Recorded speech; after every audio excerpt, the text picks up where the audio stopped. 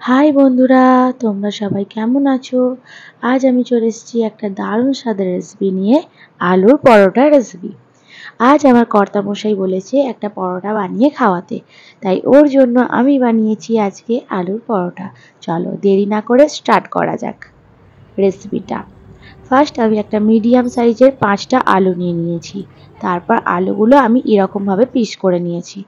তারপরে আমি এটাকে সেদ্ধ করে নিয়েছিলাম। তারপর এখানে উপকরণগুলো তোমাদের দেখিয়ে দিলাম। চলো স্টার্ট করা যাক। তারপর এখানে আমাদের আদা কুচি, রসুন আর এগুলোকে আমি থেতো করে নেব। আর এখানে ভাজা মশলার মধ্যে লাগছে লঙ্কা গুঁড়ো, হলুদ গুঁড়ো, জিরে গুঁড়ো, ধনে গুঁড়ো, এখানে চাট মশলা, গোলমরিচ গুঁড়ো আর গরম মশলা। এই উপকরণগুলো আমার লাগছে। তারপর এখানে ডোটা আমি মেখে নিয়েছি আটা ময়দা মিশিয়ে। এইবারে আমরা আলুর খোসাগুলো ছাড়িয়ে নেব এক এক করে। ছাড়িয়ে নিয়ে তারপরে আমি আদাগুলো থেতো করে নেব। আদাগুলো এবার আমি থেতো করে নেব আস্তে আস্তে। থেতো হয়ে গেলে থেতো হতে থাকুক। তারপরে এখানে আমরা রসুনটাকেও থেতো করে নেব।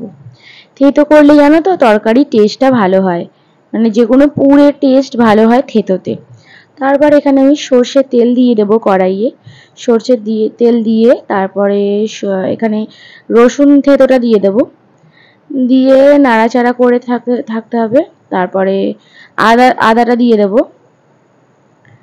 আদাটা দিয়ে ভাজা ভাজা হলে তারপর এখানে আমরা আলু সেদ্ধটাকেও দিয়ে দেব।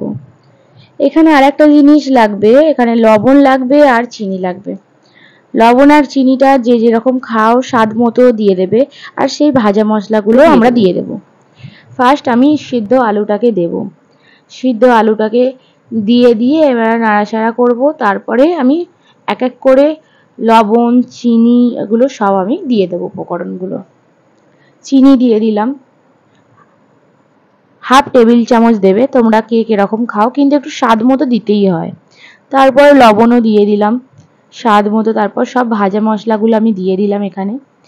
দিয়ে নাড়াচাড়া করব। আর আলুটা একটু ঘাটা ঘাটা করতে হবে।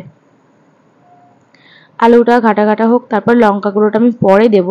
আমার বাড়ি বাচ্চা আছে, ওই জন্য একটু ওদের জন্য তুলে রেখে পুর তারপর আমি লঙ্কা গুঁড়োটা ইউজ করব। এবার এটা নাড়াচাড়া হয়েই গেছে, আমার রেডি হয়ে গেছে পুরটা। আমি নাবিয়ে ঠান্ডা করতে দেব। হয়ে গেছে, নাবিয়ে এবার চাড়িয়ে দেব। এবার এখানে আমি লেচিটা করে নেব, রুটিটা পরোটাটা করে নিয়ে এবার আমি পুরটা দিতে থাকবো। পুরটা হালকা ঠান্ডা হয়ে গেলেই হয়ে যাবে। তারপর পুরটা আমি দিতে থাকবো। দিয়ে তারপর আমি দেখো সাইডগুলো কীরকমভাবে মুড়ে দিচ্ছি। এরকমভাবে তোমরা মুড়ে দেবে, ঠিক আছে, যাতে কোনোভাবে বেরিয়ে না যায় পুর। তারপর হালকা এরকম ননস্টিকের কড়া তোমরা সেঁকে নেবে। সেঁকে নিয়ে তারপর এটাতে তেল দিয়ে যেরকম নর্মাল ভাজে পরোটা সেরকমভাবে করবে। আমি এরকমভাবে করলাম যাতে পুরটা বেশি করে পাওয়া যায় আর কি, এক জায়গায় কম এক জায়গায় বেশি এরকম হবে না, সমানভাবে পুর থাকবে। পুরোটা খেতেও খুব ভালো লাগবে। একবার ট্রাই করে দেখো আমার এই রেসিপিটা, তোমাদের আশা করি ভালো লাগবে। একবার বাড়িতে করে দেখো। এবার চলো, আমার রেডি হয়ে গেছে।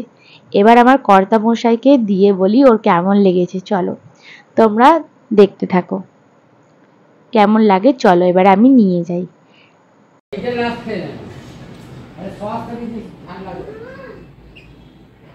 কি করেছো? আলু কা পরাঠা, আলুর পরোটা। বাহ, হেভি দেখতে লাগছে তো। খেয়ে বলো কেমন লাগলো। দেখতে যখন হেভি আছে তখন খেতেও হেভি হবে। চলো দেখা যাক কিরম। তুমি গরম লাগে ফাটাফাটি।